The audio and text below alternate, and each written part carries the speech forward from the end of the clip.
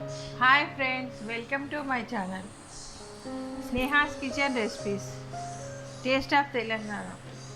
నేను ఈరోజు చేస్తున్న రెసిపీ ఏంటంటే దొండకాయ పులుసు. దొండకాయ పులుసు నేను దొండకాయ పులుసు ఎట్లా చేసుకోవాలో చూపిస్తాను.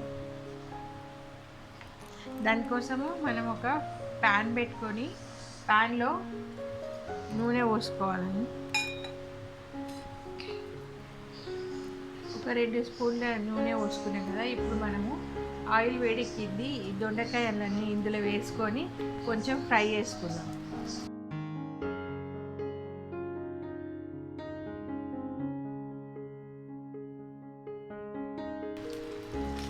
కొంచెం సాల్ట్ కూడా వేసుకొని ఈ దొండకాయని ఫ్రై కానిద్దాం.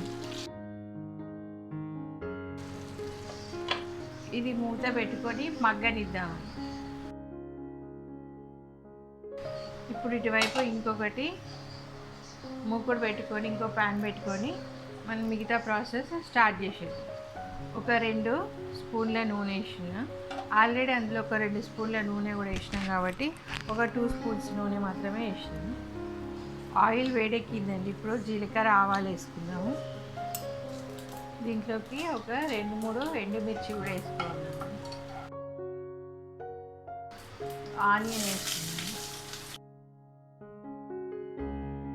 ఆనియన్ పెద్ద సైజువి ఒక ఆనియన్ తీసుకుంటే సరిపోతుంది, లేకపోతే చిన్న సైజు అయితే 2 వేసుకోవాలి. కొంచెం ఆనియన్ ఎక్కువ పడుతుంది. ఇంకా మెంతి కూర కూడా వేసుకోవాలండి. మెంతి కూర వేసుకుంటే పులుసులలో చాలా టేస్టీగా ఉంటుంది.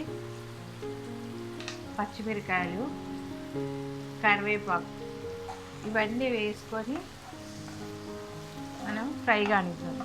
ఇందులోకి కొంచెం చిటికెడంతా సాల్ట్ వేసుకొని ఫ్రై కానిద్దాం. ఇప్పుడు తొందరగా ఆనియన్ ఫ్రై అయిపోతుంది.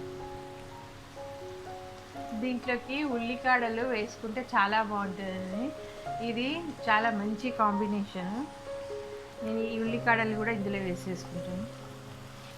మనము ఈ దొండకాయని కూడా మధ్య మధ్యలో ఇట్లా కలుపుకుంటుంటాము. ఇప్పుడు ఇందులోకి పసుపు వేసుకున్నాము.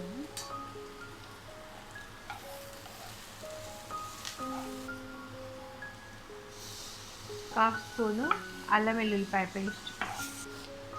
మనకి దొండకాయ మంచిగా ఫ్రై అయిపోయినాయి. ఇంత మాత్రం ఫ్రై అయితే సరిపోతుంది.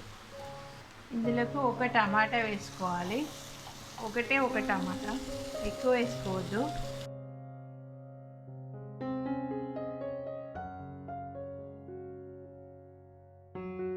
ఇందులోకి మనము 1 స్పూను ఉప్పు,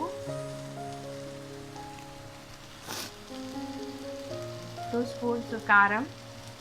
కొంచెం కారం ఎక్కువనే పడుతుంది పులుసులలోకి.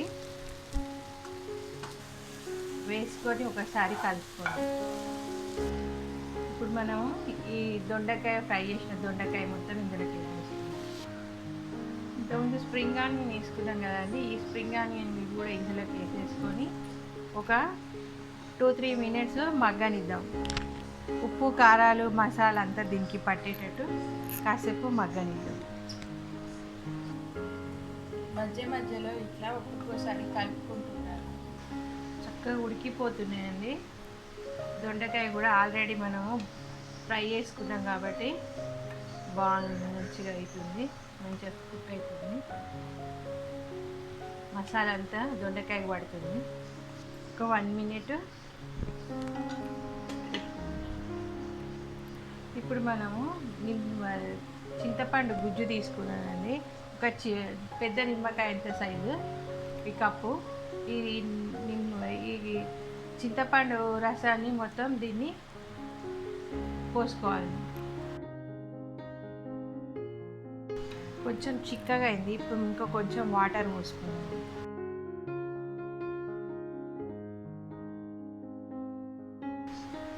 అంతా వేసుకున్నాక ఒకసారి మనము ఉప్పు కారం సరిపోయిందో చూసుకున్నాము.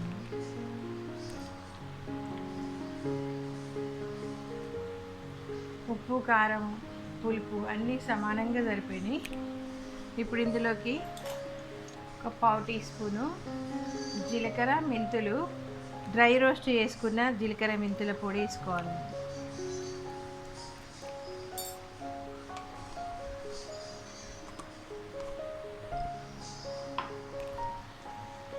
ఇప్పుడు ఉడుకుతుంటేనే కమ్మటి వాసన వస్తూ ఉంటుంది. మనకి ఇది ఎట్లుంటుందంటే కర్రీ చేపల పులుసు లాగా వాసన వస్తుంటుంది. దీన్ని మూత పెట్టుకొని ఒక 2-3 మినిట్స్ ఉడకబెట్టుకున్నాను.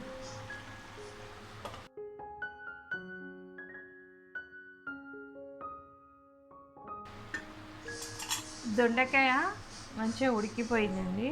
ఇప్పుడు ఇందులోకి మనము ధనియాల పొడి వేసుకుందాం. పులుసులోకి ఇంత చిన్న ముక్క బెల్లం వేసుకుందాము. బెల్లం వేసుకుంటే ఏమవుతుందంటే మనకంతా ఈవెన్గా పులుపు కారం అవన్నీ కరెక్ట్గా సరిపోతాయి. ఎక్కువ వేసుకోవద్దు, ఎక్కువ వేసుకుంటే మళ్ళీ అది బెల్లం పులుసు అవుతుంది.